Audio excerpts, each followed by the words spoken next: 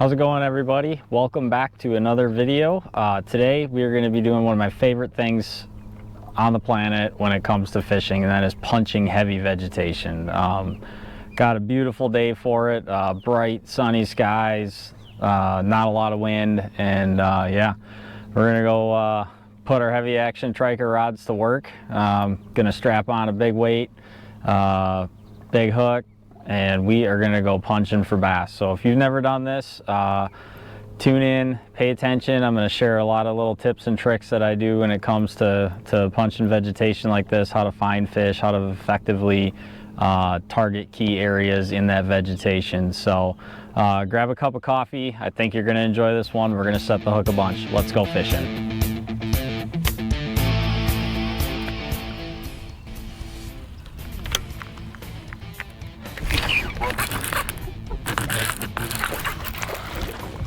Oh, that's a nice fish.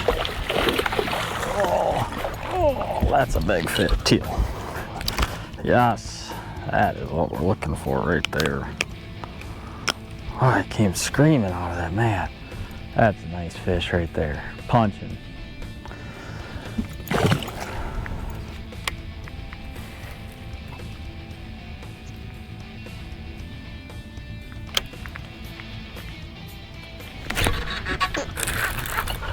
Oh, that's another big fish. Oh, that's another big fish.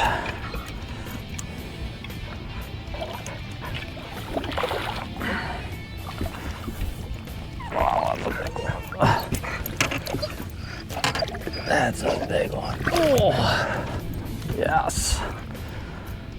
Look at that one. Whew. Just ate it. That fish, I had to flip in there a couple, or pop it a couple of times, but that's a solid 3-pounder. Beautiful. That's such a fun bite. Does not get any more fun than that. Right in the heart of this big mat.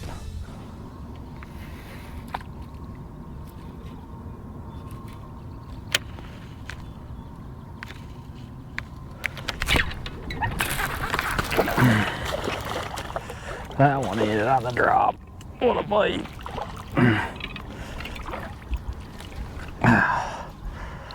Look at this. Teal, watch out. Pinned them with both. Never seen that before. Through the bottom and the top. Solid, healthy fish in the mat. They are angry when they come out of there. That's so much fun. Something I want to talk about right there, you know, it's a pretty small mat that came out of, about half the size of the front deck of this boat. And you know, I flipped in the front edge first, didn't get bit, you know, then I flipped to that back edge. And it's really important that you make multiple pitches to each one of these mats, because, you know, when these fish are kind of in these negative moods, you know, they're not gonna, even though that's only 4 feet it had to swim to get it on that first pitch, they're not going to do it. So make sure you make multiple pitches to each mat. You'll definitely get some more bites.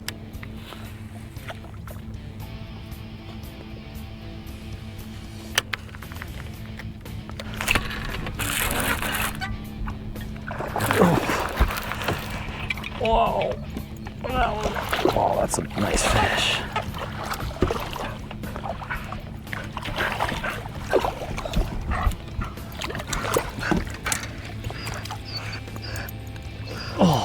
That's a nice fish right there.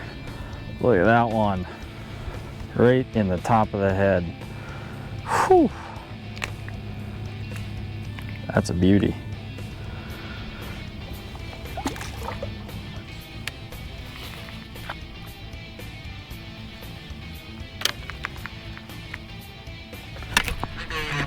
Oh, got that one.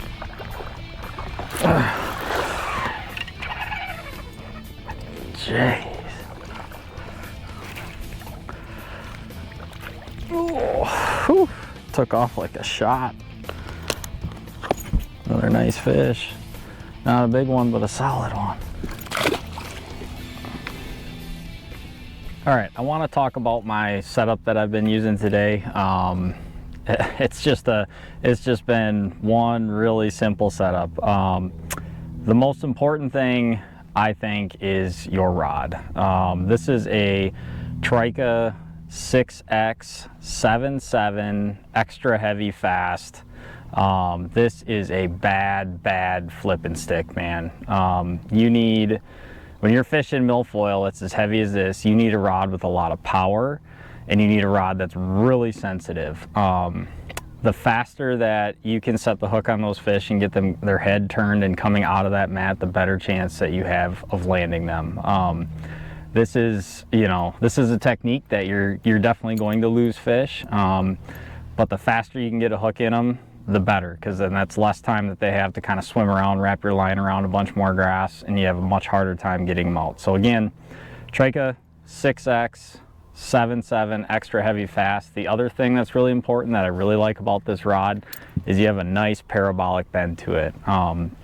When you're looking for a flipping stick, and what you want in a flipping stick, especially when it's heavy vegetation like this, is you want something that almost kind of slingshots those fish when you set the hook. You don't want an absolute broomstick, and you don't want something that's too flimsy. You want something that has a little bit of parabolic bend to it, so you can really, once you load up on those fish, it kind of starts slingshotting them out of that mat. And so this is just a perfect rod for that application. When it comes to line, this is something that's really important that a lot of people don't do when it comes to punching heavy vegetation like this, and that's use fluorocarbon. This is 25-pound Seagar and Vizex. It's heavy fluorocarbon, but I can guarantee you are going to get more bites if you punch with fluorocarbon as opposed to braid. Almost everybody I know punches with braid, and they definitely catch fish. There's advantages to braid. You get increased sensitivity. You're not going to break off as much. I haven't broke off once today either, though, with fluorocarbon, especially 25-pound. But one thing that a lot of people don't think about is braid is really noisy when it's in the water. Everybody loves the sound of a frog bite, and you hear that braid whining, and it's kind of cool. But that same thing happens underwater. And if you're fishing, especially pressured fish, you want to put everything in your favor that you can, and that little bit of stealth with fluorocarbon being less noisy, and it's clear in the water. It's not like braid where it's colored and you can see it. So I think you're going to get a lot more bites if you fish fluorocarbon. When it comes to reels, this is just a Daiwa Tatula. What I look for in a reel is somewhere in that 7.3, 7.5 to 1 ratio. You don't want something that's in that 8 to 1 ratio or even higher. You need to have a little more power in that reel, but you still want it to be fast. So anywhere in that 7.3 to 1, 7.5 to 1 range is going to be a perfect reel for you. You don't need a reel that's really big. You don't need to have a lot of line on it for this. We're not making long casts or anything like that. So those are, that's really, when it comes to rod, reel, and line, that's what I use. I really only punch with 2 baits. The first one, which I've been primarily using today, is a speed craw, Zoom speed craw. Thin profile, gets through the mat really easy. You still get a little action on the craws on this thing, but not too much where it doesn't, get through the mat and get hung up on the vegetation. So Zoom speed craw, love this one. And the second thing I use is a tube. Just a 4-inch flipping tube. Sometimes I'll even go to the 5-inch flipping tube if I'm fishing for really big fish and they're really aggressive. I really like that 5-inch flipping tube.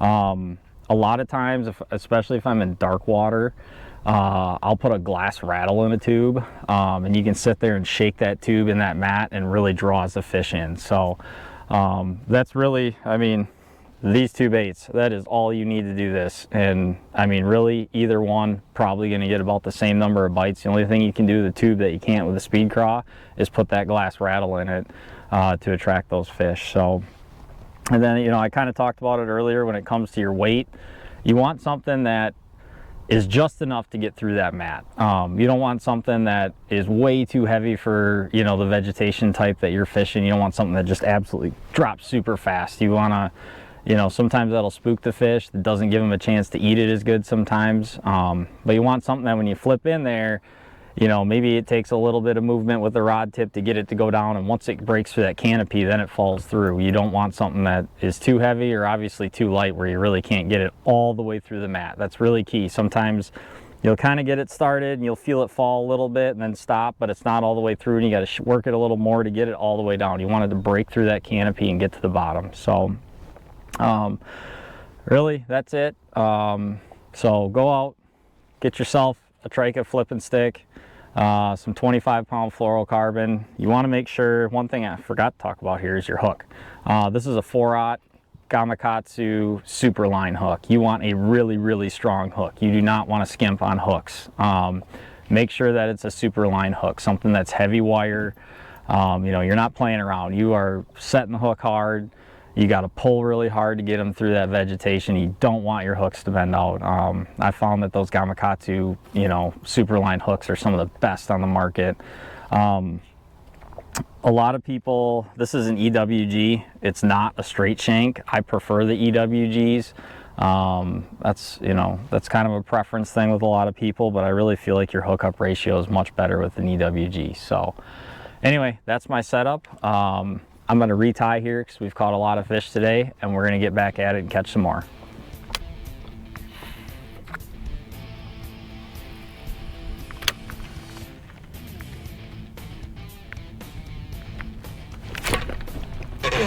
Oh my God.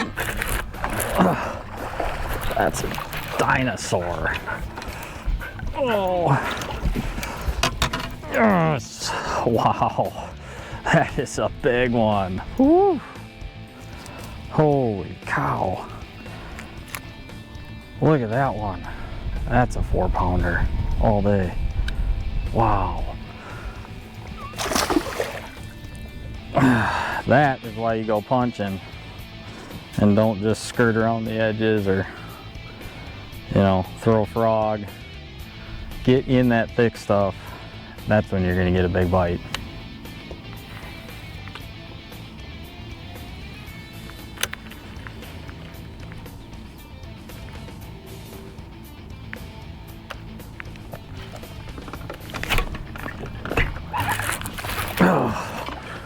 Wow, that one had to leave it in there for a while. Oh, boy, these fish are chunky. Teal. Hey. Oh, I had to leave that one in there for a while and shake it. Nice, healthy fish.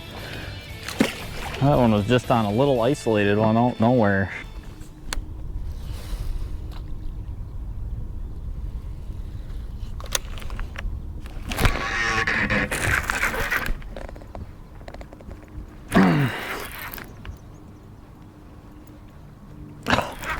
I got them. I got the whole mat too. Watch out, Teal. Oh, he's pinned. That's a nice fish.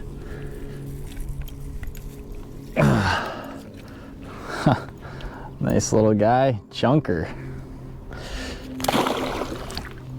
One thing I want to talk about when it comes to flipping these mats is, you know, as you look out, you know, hopefully you can see this, there's just these scattered mats all throughout here. And if you kind of want to visualize what that looks like, you know, if you're fishing deeper water and you start seeing clumps of grass and you're, you know, casting towards clumps of grass, catching fish, same thing applies here.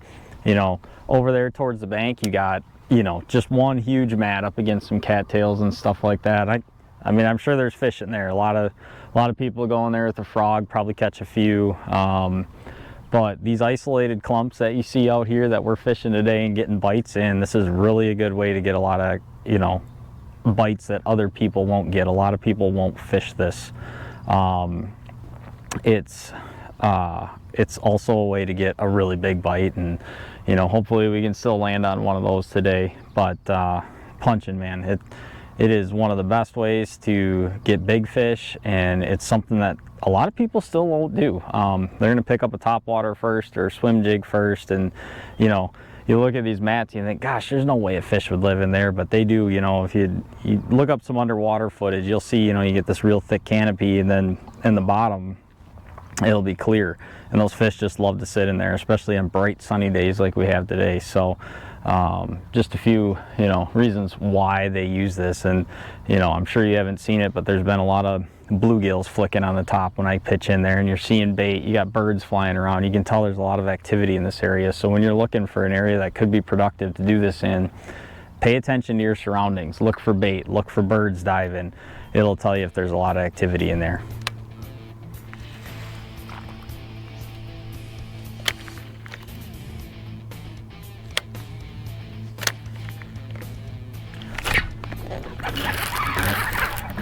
Oh, that's a big fish. Holy buckets.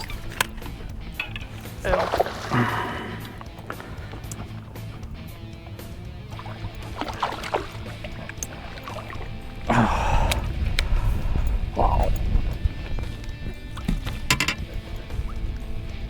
Oh, wow. Whew. That's a nice one right there. Man, look at how fat they are. Right in the top of the head, too. Gosh, beautiful, beautiful fish. Just thick. Whew. Boy, that never gets old.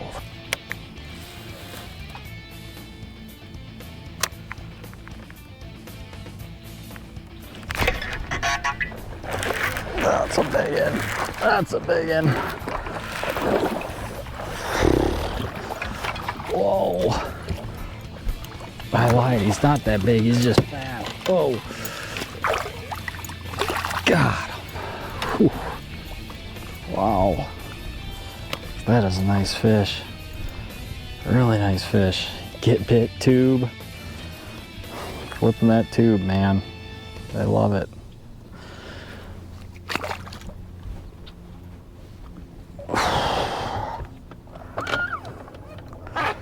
Woo! Boy, is that fun. That is so much fun.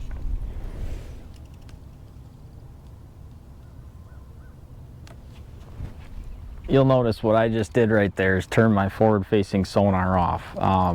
One thing that's really important when you're doing this is stealth, and I'm a big believer in fish can feel and hear a lot of things that you do in the boat. And I've noticed it make a difference in not just forward-facing sonar, but any of your electronics. When you're in shallow water like this, you don't need it. Turn it off and you might find that you get more bites.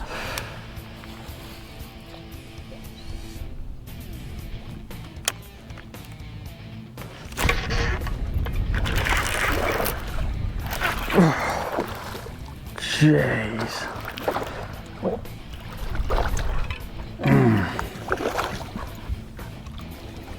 Mean. They are so mean. Teal, hey. She's getting excited. Nice little chunker there. Oh. The sun came out and they are just chewing. One thing I can tell you is I'm nearly positive these fish would not be eating a frog today. Most of them I've had to, you know, bounce it in there a few times to get them to eat. They're not, you know, when they're real active, I mean, you'll feel them hit that thing on the way down right away. You don't have to coax them to eat whatsoever.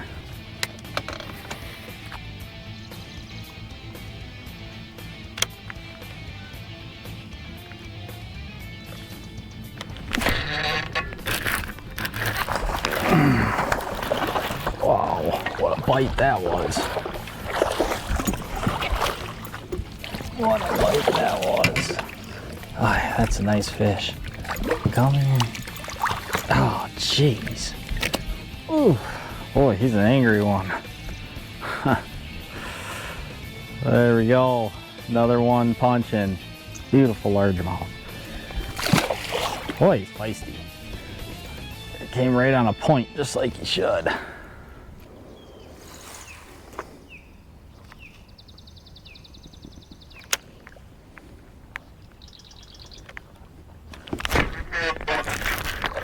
Oh man, this is a big fish, whatever it is. Oh, it's a largemouth. Nice. Oh. Whoa. Whoa. Look at that beast. Wow.